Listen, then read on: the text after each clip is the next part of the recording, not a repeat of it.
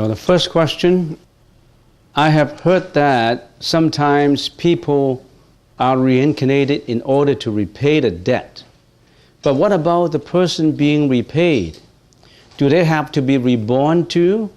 That seems unfair. If I die with someone owing me money, can I just forgive it? I don't want to have to come back just to collect some cash. Well, that's a wonderful comment. Somebody owes some money. Certainly, you don't want to come back just to collect some cash, particularly if it's just petty cash. Is millions of dollars? It may be worth it if it's millions of dollars. But if it's just petty cash, say $100, you want to be reborn just to get the $100 back? So, it's a humorous question. I like that kind of question. Yeah. If somebody owes you some cash, and in case he has to be reborn, and do you need to be reborn? Not necessarily, because causality is so intricate. The creditor may just come back to pay your descendants, for example.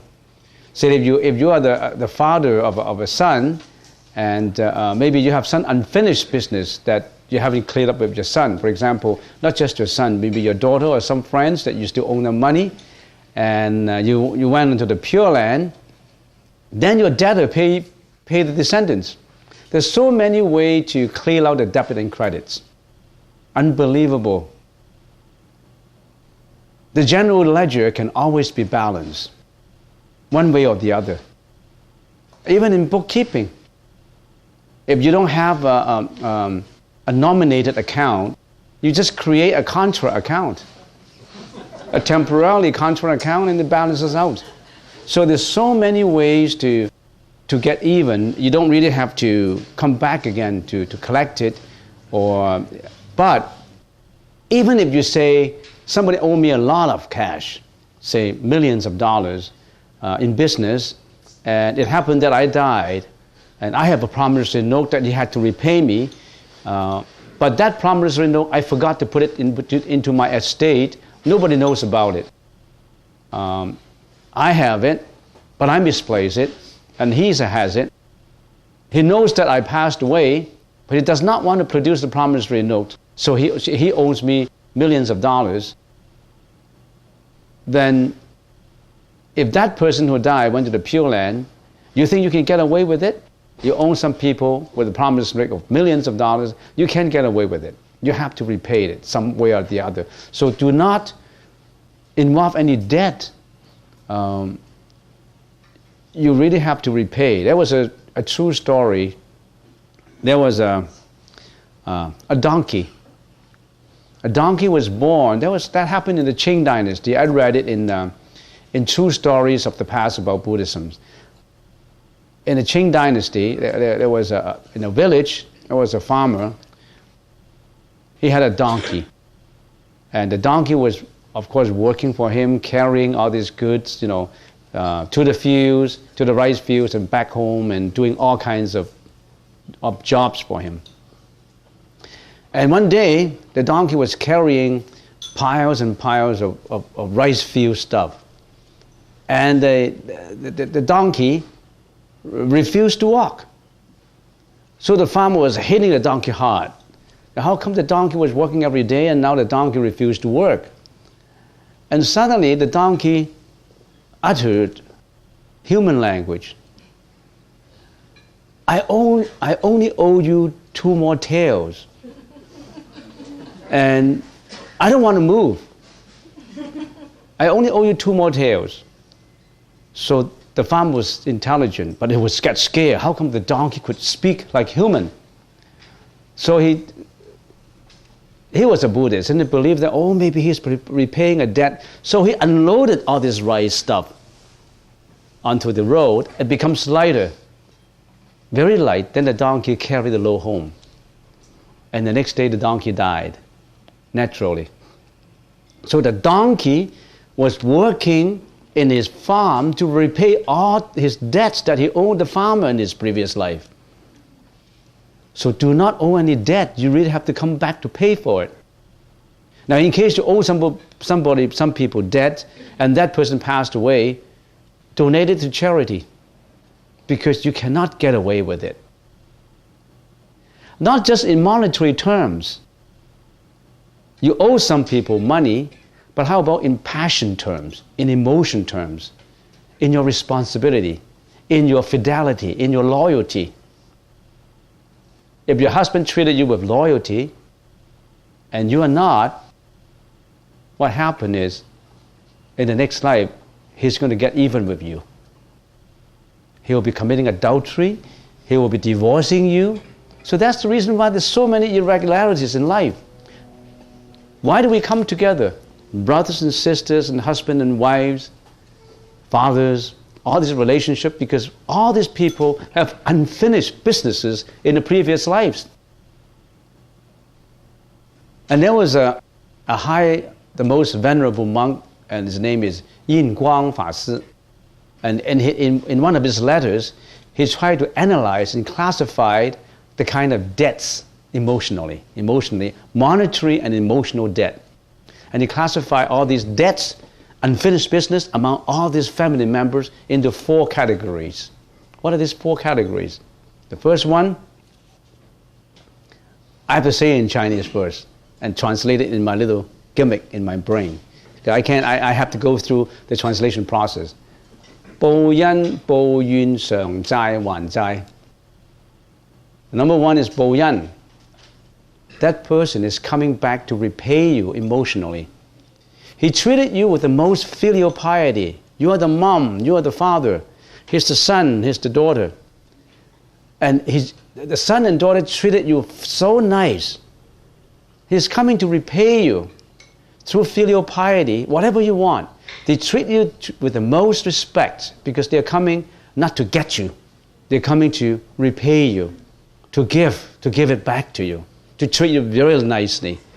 You go, this is 報恩, because you treated him really nice in previous lives. And he didn't forget about it. He rendered you with the most filial piety. He treated you with the best treatment.報恩. 報怨 is just the opposite. He's coming back to get you. Because why? Because you didn't treat him well in previous lives. He came back as your son, as a daughter. He spent all your money. He becomes so restless, and he becomes so antagonistic to you.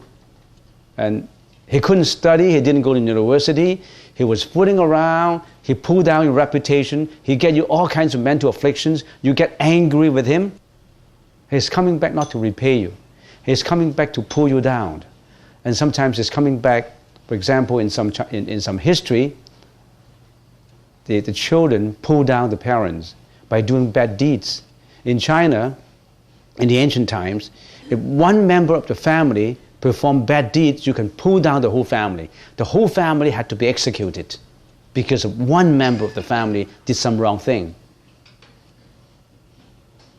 So he could be coming back as a very vicious person, committing a lot of forgery, committing a lot of crimes, which resulted in the whole family being persecuted, being executed by the king. He pulled down the whole family. Or he became a criminal so that everybody knows that your family has a criminal. You can't live with it. You become so grief-stricken. You don't want to live because your children pull you down. 償債 is coming back to repay you. He's coming back, your children is coming back to repay you because you pay him so much in previous lives. He's giving you all the money. He's giving you millions of dollars, but he may not have filial piety towards you. He just supply you with the money. He call you up, Mom, Dad, do you have any money to spend? I'm going to buy you a house so that you can live in a good mansion. but he's not going to show up to express love to you. He just give you the money because he owe you the money only, not love. The same happens with husband and wife. Some wives never get to see their husbands because their husbands are so busy, but the husbands keep on supplying the wife with money because he only owes the wife money in previous lives, not emotions, not loyalty, not fidelity. So all this is the intricacies. And there's another one is He's coming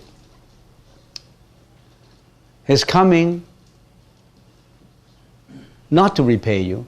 He's coming to get it back from you. Get back the money from you. So it's either monetary or emotions. Of course, these are the extremes, and there's always the balance cases where a little bit of this, a little bit of that, and it balances out. So when you come to think of it, husband and wife, father and son, daughter and mom, they all have this unfinished business that they come together. And they carry on life after life and life after life. So what am I talking about? When you're coming back to, you don't want to come back to get the repayment, sure, you don't have to come back. I guess that answers the question. I don't want to go on with just one question. So if you encounter problems like that, if you have a son or a daughter who's unfilial to you, do not get sad and sorrowful because you treated him the same way. You just acted as if you are repaying him. Emotionally or monetarily, you're repaying him. You don't get very angry, you don't get very sorrowful, you just take life as it is. That's the attitude. You tolerate it. So that's why in the 6 parameters, there's one called tolerance or endurances. There's a lot of things in this world you have to tolerate, you have to endure. To give out, always giving out. Don't owe anybody debt, always give out. The more you give out, the better you get in return. Like in the lunch. If you always depend on somebody else to donate the lunch to you, you're hurting your own karma. Always give out. Don't depend on relief. Don't depend on unemployment insurance. You're taking a holiday in Hawaii, whereas you're getting unemployment insurance and you're getting relief from the government. That's not the way to go. Use your own efforts to earn the money. Don't just depend on other people's donation for you. You give out. The more you give out, the more you get in return. You don't attach to the return to give out, but the return will come. Manifold return. What are parameters? Parameter is to take you from this shore of sorrow, of suffering to that shore of nirvana. When you go to that shore, you need these 6 parameters to take you on that shore of enlightenment. Giving, morality standard, endurances, meditation, wisdom, and diligence. You need diligence, hard working to work out. So, there's a lot in the Buddhist teaching that we have to learn. You see, the Buddhist belief is not just blind faith. It's logic. It's wisdom. The Buddhist literature is probably the most resourceful literature in the civilization of humans. It contains the most canons, the most literature, the most written writings in different languages. One live up to 100 years cannot attempt to finish the whole Tripitaka in one's lifetime. So it's so much in the wisdom of the Buddha, in the Tripitaka, in the Sutra, the Abhidhamma, and the Vinaya. Just like an ocean, it's boundless. But you don't have to read everything. To get the taste of the ocean, you don't need to drink up the whole ocean. You scoop up some water, you taste it, and you know how the ocean tastes like. You don't have to drink it all. It's impractical to drink it all. But one cup of it, and taste it really well, that's the ocean. That's the real ocean. You don't have to swallow up the whole ocean to know about it. So that's why sometimes a sutra can get you to enlightenment. Just one practice of meditation can get you to enlightenment. Time is running out. You're running with time. We're always running. What are we running for? We're always running for reputation, for money, for wealth, for egoistic satisfaction. We're running for those things. But those things do not liberate us. Those things bond us. What do you mean in the meditation by living at the present moment? What do we mean by living at the present moment? Why do we live at the present moment?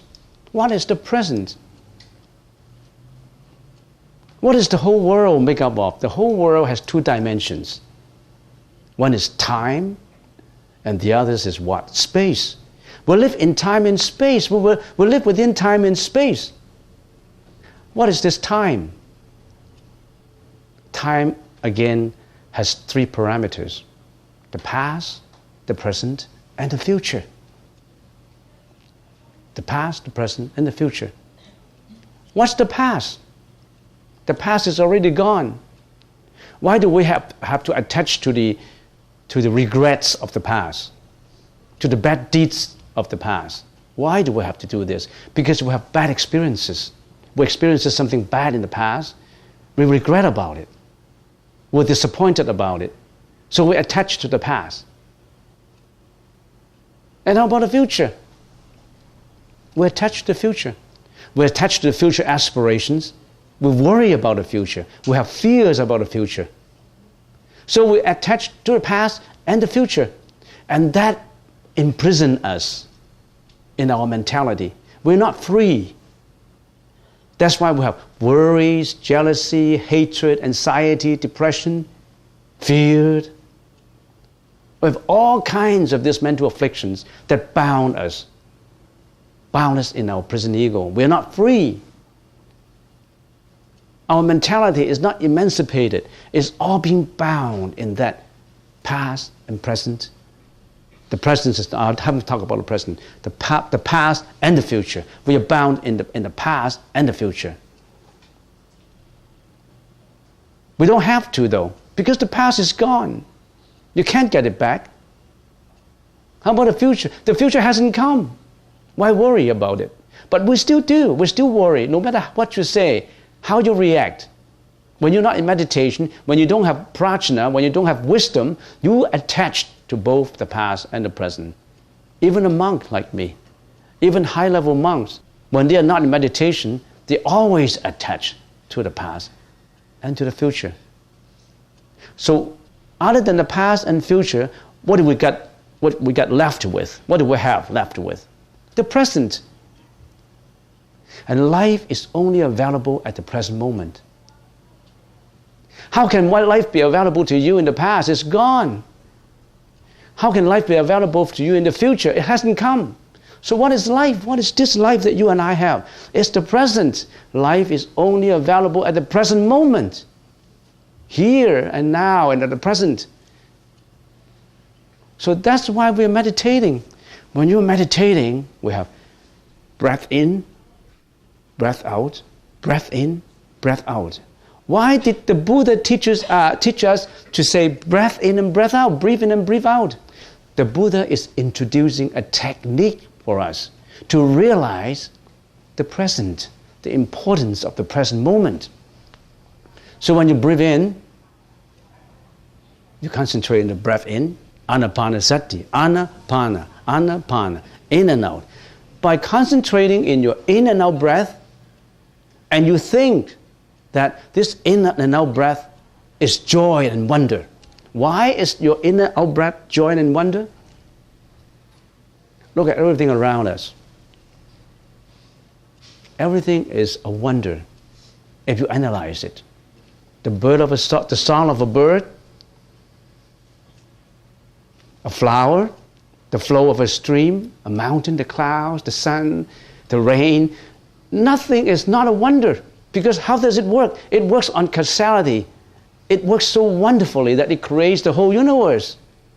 So everything is a wonder. Even the disturbance of the sound from a car, the yelling of a human voice, the mowing of a lawn, it all is wonder surrounding you. Because all these wonders, based on causality, it works out for them. A tree, how did the sap of a tree goes up to the top? How did the trees grow to the top? How did the soil get nutrition? How did the cycle of spring, summer, autumn, winter comes? And how come that when a tree, when an azalea or when a rhododendron in the autumn time shuts down its leaves and the leaves go back to the soil to nourish the soil, get the nutrition, and it comes back again to the branch, to the trunk. All this is wonder. And how come you don't realize this wonder? This is the outside wonder surrounding us. Everything surrounding us is wonder.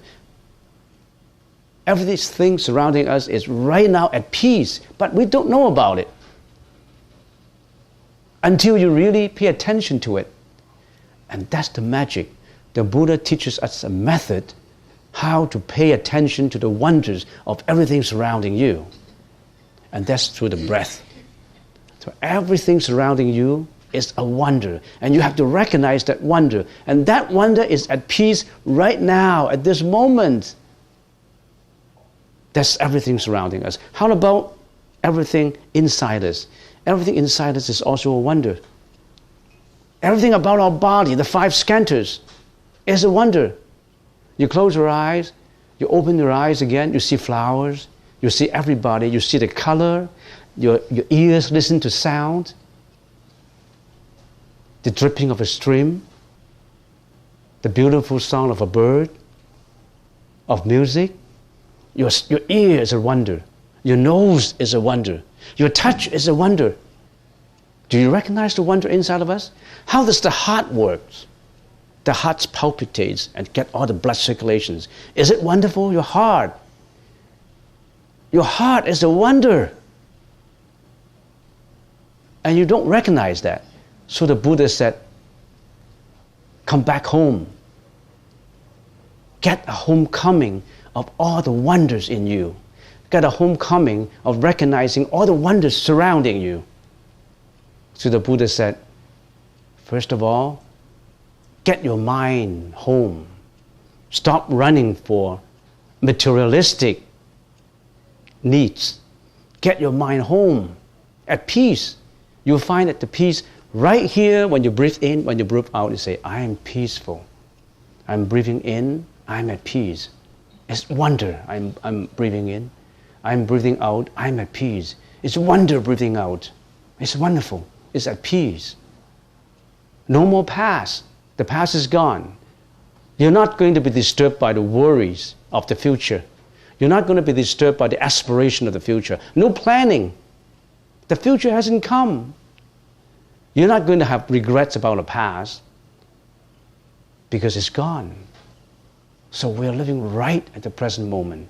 The joy, the wonder at the present moment. For that half an hour of meditation, you only have to breathe in and breathe out, breathe in and breathe out. That train that you are realizing the dimensions of the universe, the time frame, the present most wonderful, peaceful moment now is at the present. And you're realizing also the space of all the wonders surrounding you, the space of your body in here right now. So you're realizing both time and space, all wonderful. And if you keep that length of time of half an hour of peace, of breathe in and breathe out, if that peace and wonder extends for another half hour, it becomes 1 hour, it extends for 1.5 hours, it extends for 2 hours, and finally extends for 6-7 hours, then what happened? What happened? What happened if the wonders of that peace and joy extends from half an hour to 1 hour to 2 hours to 3 hours in your meditation? Another wonder comes. You know what that wonder is? Enlightenment, nirvana, samya sambuddhaya, tadagataya. That is also the reality, the absolute ultimate reality realized by the Buddha, by the Bodhisattva. Another wonders fit in only if you're at peace, only if you're liberated from your bondage of mental afflictions. If you don't even have that half an hour of freedom, how can you be enlightened? How can you get to the wonder of nirvana? You never can. But that door is always open for you. You don't have to look for it. You don't have to look for it from the Buddha. It's right here at the present moment, now, here and now. Nobody else, nowhere else. It's right here. That's what we mean by living at the present moment. Do you like to live at the present moment, or you always want to live in the past? Do you like to live in the past? Thinking of the past bad experiences, all your regrets, all those people who have done you the wrong deeds that you want to revenge, all the jealousy that you have created, the depressions that result from it, or you want to attach to the plans of the future. I want to aspire to be a multimillionaire. I want to be better than all my friends. I want to get a mansion in Zonnessee. I want to get a Bavaria in no time. I want everybody to respect me for my wealth, for my status. Do you want to get that? It hasn't come yet. And worse still, I want to use all kinds of methods to get what I want. You involve in crime, in forgery, in bad consequences. You get into more and more like a quicksand. You get into more and more trouble. You're creating all these karmic forces that pull you down until the bottom of the quicksand. You never come out again. So the Buddha said, get back to the present through meditation, anapanasati. Breathe in and breathe out. Some people say, is it that simple? Meditation? Breathing in and breathing out? It's so simple, but it's so difficult. A 6-year-old knows about in and out, but a 90-year-old practitioner has not succeeded in doing it for his whole lifetime. You know why? Because he always clings to the past and clings to the future. He's not living at the present moment where he has peace and joy. And that peace and joy is not just a statement, it's not just a notion, it's not just a conceptualization, it's a direct contact with reality. You know that. Some people believe in God, only believe in the conception of God. In that statement, in that notion, I believe in God. He only has that statement.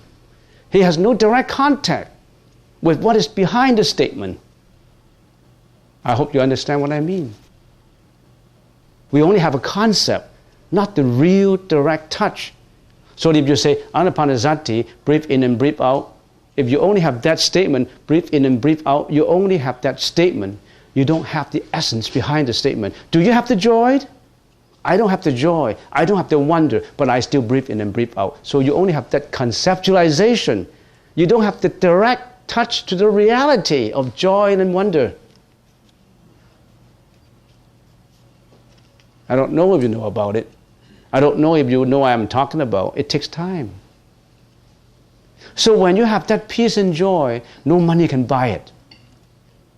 If some people say, oh, you are the practitioner of meditation or anapanasati, and you have that joy, that rapture of joy, can I buy it from you? No, you can't buy it. Because only the practitioner knows. It's not quantifiable. It's a direct contact. Some people say, I don't want to get into Buddhahood. That means I have to die. I have to get into nirvana. Because you don't know it. If I become the Buddha, will I be sitting up in the shrine like a wood? Upstairs? Some teenagers say, Mom, I don't want to be a Buddha. I don't want to get into that shrine and sitting in there and people worshiping on me. I'm a piece of wood. So there was a monk who said, when we make a Buddha statue, we carve it out from wood, we carve it out from stone.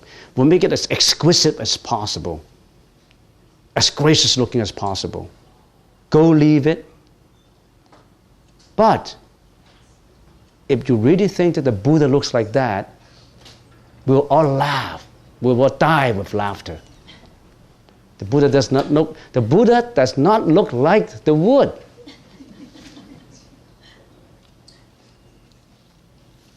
That's just a manifestation. That's just a conceptualization. But we need the conceptualization, do we? If we don't have the conceptualizations, how can we think? But when you know the conceptualization, you have to get rid of it. No conceptualization. You need the conceptualization, but finally, you don't need it. If you think that Buddhism is just a conceptualization, you're wrong. You haven't got it. What is called Buddhism is not Buddhism. That's why it's called Buddhism.